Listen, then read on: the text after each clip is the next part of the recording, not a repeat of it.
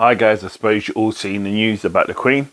I just like to just share my thoughts and from a spiritual and also a human perspective, as one who's met the Queen many years ago. See you after the intro.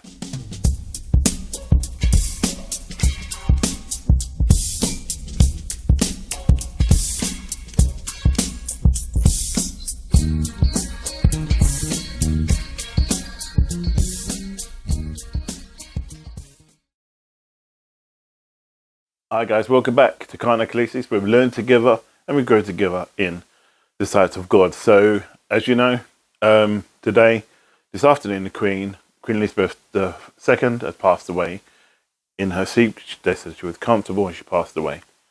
It's now 8th of September. It's Thursday,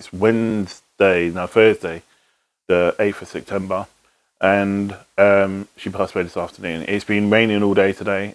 I was forced in a way due to my having issues with my car, which I got resolved. But there was an essence of I had to be here. And I remember seeing when I was working, I felt this strange feeling, like this long, low sound and feeling. When I was working away, and I was actually in a conference call with some of my colleagues, came off the call, and I obviously heard that the Queen was taken ill, or she had concerns about her health. And then for some reason I just felt the need to message my kids. So I messaged my kids and I goes, "Have you heard about the Queen?"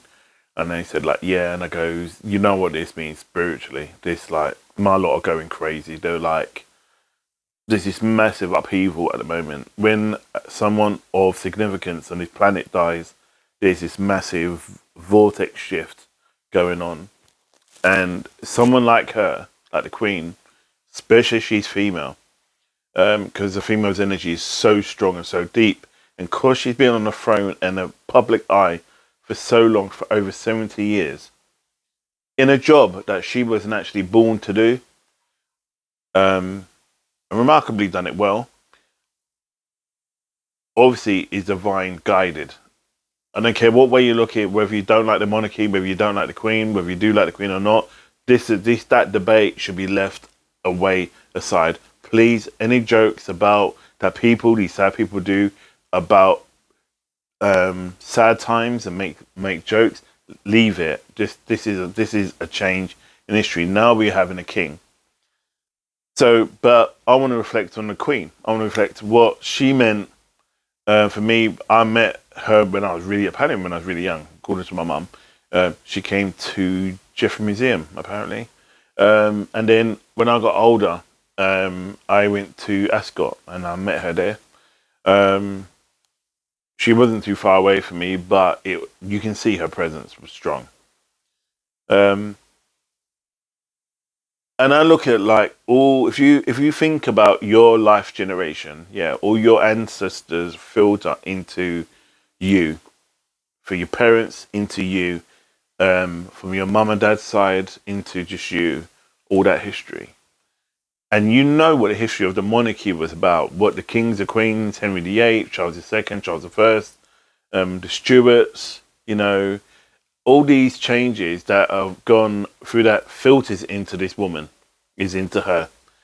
And that bloodline, you have to see, how it really is, or what it comes up as. So what am I trying to say? What I'm trying to say is that God, I was listening to something today when I was going to pick up my car, and it was about Moses, where Moses led the Israelites out of Egypt.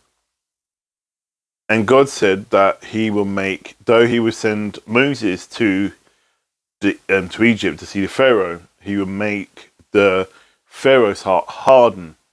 So therefore, basically, that the Pharaoh would not listen to Moses in order for transitioning. And that bugged me all day. I was aware, obviously, of the Queen being ill, and obviously the process that That was unprecedented. Then I started noticing all the media was dressed in either black or in grey. That's another trigger. More than likely, the Queen was due to pass.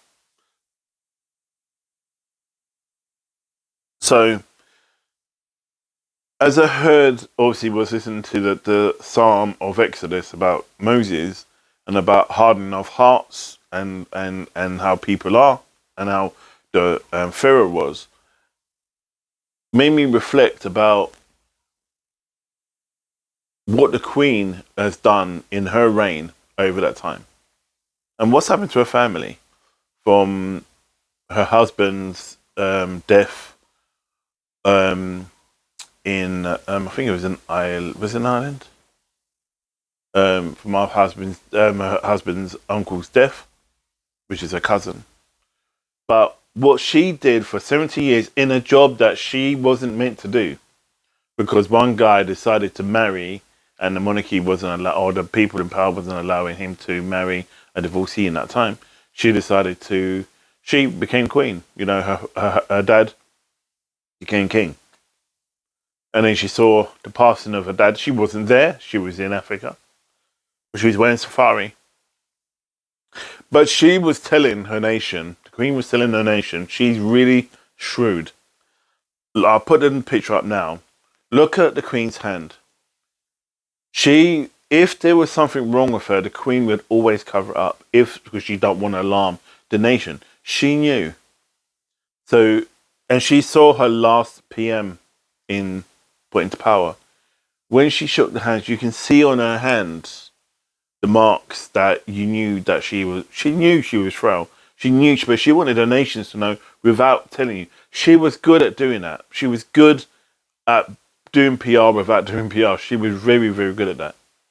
And she was doing little things. For example, there was a time when you see these two girls taking a picture and the Queen photobombed the picture and smiled. You know, if I find it, I'll put that up as well. But the important thing is to really is to reflect on her and on you and about us, our own immortality.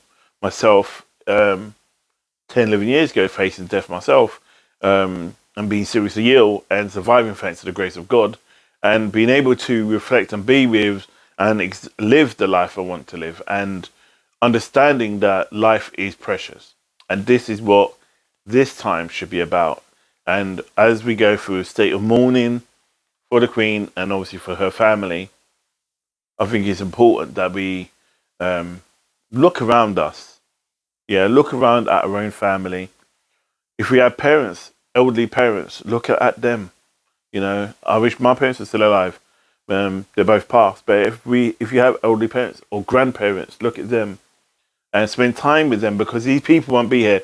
Even if you have parents, spend time with them, because you don't know when they're going to go. This is when you get a death in a situation like this, it gives us a chance to really analyze ourselves, really look at ourselves, our own immortality, our own understanding of a place or presence of self. And I think it's important that we do that in order to see that this lady lived for 96 years, I believe it was, and she was head of state for over 70 years of that time. And again, she could have just walked away. She could have just said, you know what, give it to whoever, you know, give it to Margaret. I'm not doing it, you know. But she stepped in to be on that platform to lead this country through the ending of the war, the 60s, 70s, 80s, 90s, 2000s, you know, the millennium. Think about it. Now, this time, she's even given us a gift that in this time, in this generation, we're going to see a coronation.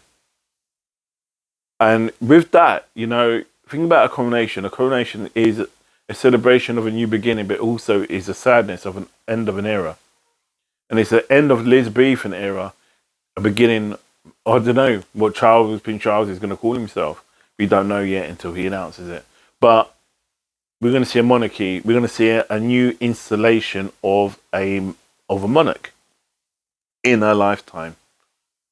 in a lifetime, and that's never been done for over the last 70 years.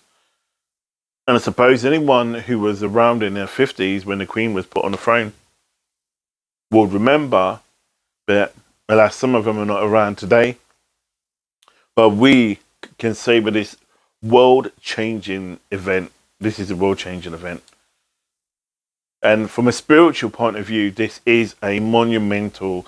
I just saw there was a rainbow over Windsor Castle. I'm not far from Windsor Castle, and there's a rainbow, and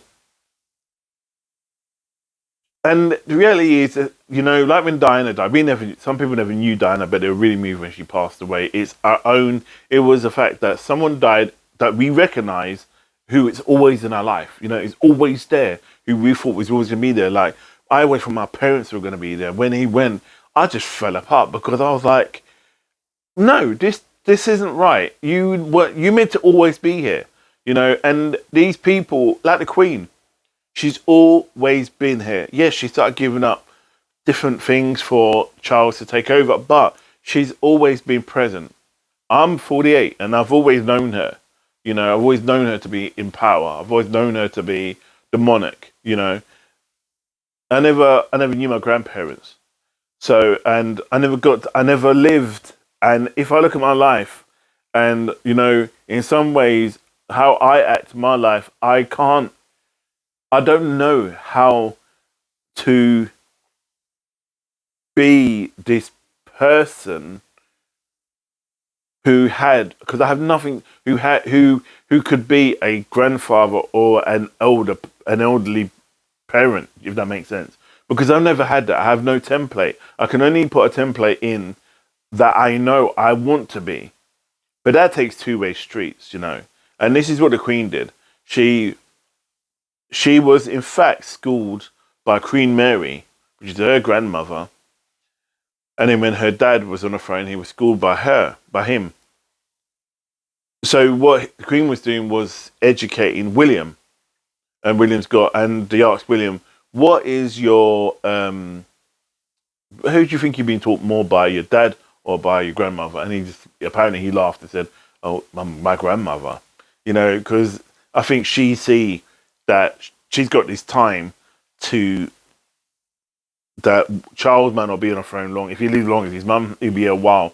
But if he doesn't, William takes the throne, say in the next 10, 15 years, this guy could be, if he lives as long as his grandmother, he could be around for years, and she is cementing his upbringing to make sure that this prince becomes a great king, and with the influence of the Queen, the never complain, never explain, which I honestly believe I've tried to follow myself, and Diana, who is, if you think about it, it's William's mum, the most recognized woman on the planet. She was a recognized woman on the planet. Kids these days see her but know who she is, but don't know who she is. That makes any sense. When I was talking to someone, I can't remember how old this person was. I think it was about 18, a bit younger. And I was mentioning him at work, and I said about Princess Diana, and they goes, Princess Diana, but who is she? And I was like, Prince William, Prince Harry? And I said, oh yeah, the two brothers are always arguing. That's their mum. She was married to Prince Charles. And I goes, I thought the mum was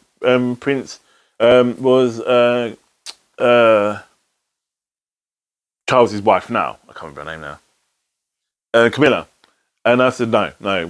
If you look at Diana, if you look at the kids when they're younger, that woman is actually Diana. That's her kids. And then I explained, research her. So they did.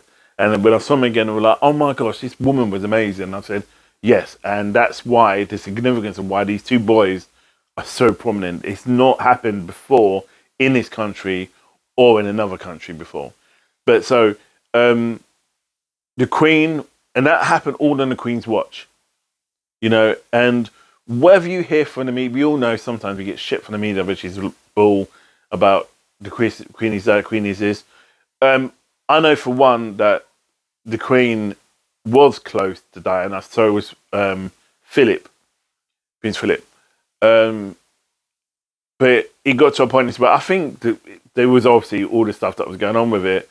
It was hard to kind of manufacturing and get through. But that aside, this woman, this monarch, this queen,